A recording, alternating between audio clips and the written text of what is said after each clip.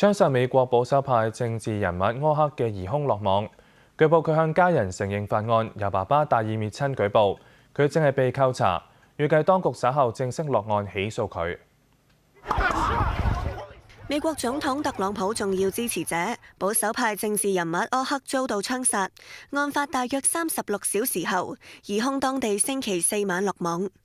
當局星期五公佈，佢係猶他州華盛頓縣嘅居民，22歲嘅魯賓遜。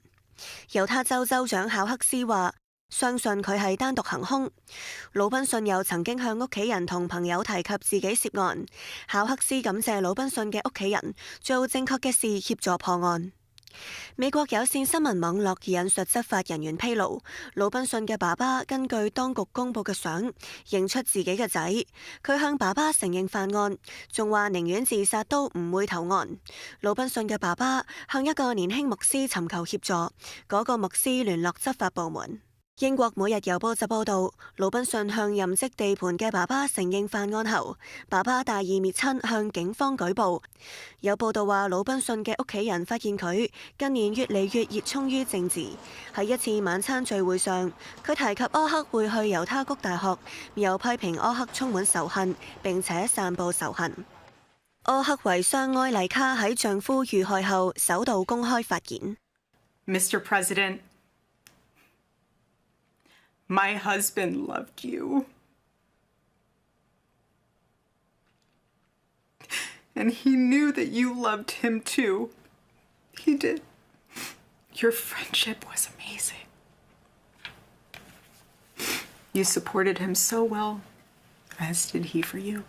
喺埃麗卡發言前，美國總統特朗普接受霍士新聞訪問嘅時候，讚揚執法部門嘅行動，又話疑兇如果罪成，希望法院判佢死刑。31歲嘅柯克有份創辦保守派青年組織美國轉捩點，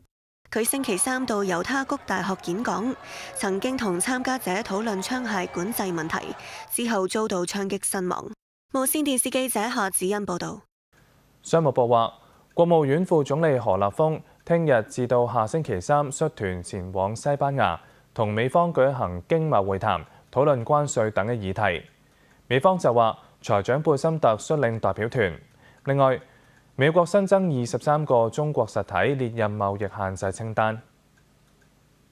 中共中央政治局委員、國務院副總理何立峰將會喺嚟緊嘅星期日起一連4日，率團到西班牙首都馬德里，同美國財長貝森特會談，聚焦討論美國單邊關稅、濫用出口管制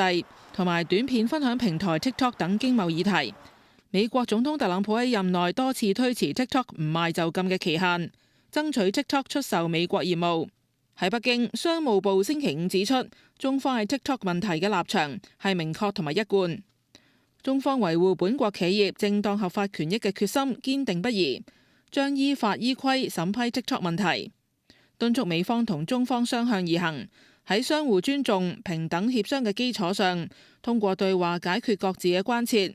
揾到解決問題嘅辦法，為包括 TikTok 在內嘅中國企業喺美國持續營運提供開放、公平、公正同埋非歧視嘅營商環境。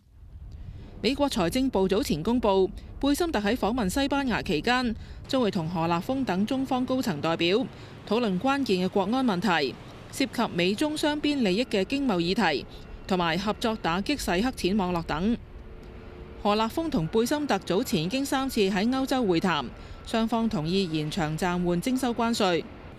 彭博社引述分析報導，中美代表團呢次會晤或者有助安排中美元首下個月喺南韓慶州出席亞太經合組織工商領導人峰會期間面對面會談。無線電視記者陳淑儀報導。日本農林水產大臣小泉進次郎決定參加下個月初舉行嘅自民黨總裁選舉，最快下個禮拜正式宣佈。最新民調顯示，佢嘅支持度僅次於前經濟安保擔當大臣高市早苗。日本自民黨將於下個月4號投票選新總裁，新總裁預料將會成為新任首相。共同社報道，現任農林水產大臣小泉進次郎已經決定競逐自民黨總裁。佢星期六上晝喺家鄉神奈川縣橫須賀市同當地政界人士同埋支持者會面。日本放送協會報導，會上有好多聲音話希望佢參選。小泉進次郎之後表明參選嘅決心，最快嚟緊呢個星期召開記者會正式宣佈。小泉進次郎被視為其中一個有力人選。共同社最新民意調查顯示，支持佢嘅民眾佔22.5%，僅次於排第一支持到28%嘅前經濟安保擔當大臣高市早苗。外界注視高市早苗係咪都會喺嚟緊呢個星期宣佈參選。日本首相石破茂面對嘅政治壓力持續增加，佢今個月7號宣布辭任自民黨總裁。日本傳媒報道，石破茂原本強烈希望繼續任職，但喺6號晚同小泉進次郎同埋副黨總裁菅義偉會談之後改變主意，第二日宣布辭職。小泉進次郎回應記者提問嘅時候話，自己絕對冇說服石破茂辭職，強調當時只係去咗了解石破茂抱住咩心情，同埋佢喺呢種關鍵時刻嘅優先考量係咩。無線電視記者江川媛報導。北韓領袖金正恩視察武器研究所，又去觀摩部隊射擊比賽。佢話即將召開嘅執政勞動黨大會上，會提出國防建設領域核武力同常規武力並舉嘅政策。北韓官方朝中社報導，領袖金正恩近日視察多個設施，包括平壤地區第38訓練基地，了解各級重要部隊嘅高精準度遠程狙擊步槍等器材嘅供應情況，並觀摩各部隊嘅射擊比賽。佢向總參謀長提出對武裝力量狙擊手嘅培訓方向，表示要將所有狙擊手培訓成百發百中、一發必中嘅獵人，強調系統性培養狙擊手嘅必要性。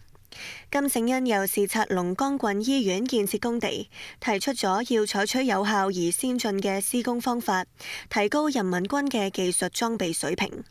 佢亦都視察咗國防科學院裝甲防禦武器研究所同埋電子武器研究所，了解重要核心技術嘅開發情況，特別係特種複合裝甲嘅開發情況，同進行指導工作。金正恩高度評價研究所嘅工作，話北韓裝甲武裝力量嘅戰鬥力空前加強。金正恩宣布喺即將召開嘅執政勞動黨第9次全國代表大會中，將會提出國防建設領域核武力同常規武力並舉嘅政策，強調必須將北韓嘅傳統軍事力量現代化，期待國防科學院繼續帶頭引領常規武力現代化工作，但係就並未提及大會嘅召開日期。有南韓智庫分析，金正恩計劃提出新政策，係認為現今核武帶嚟嘅威懾力有限，平壤試圖透過將傳統軍火庫現代化，提升作戰能力。現代化計劃亦都可能納入中長期目標。無線電視記者何子欣報導。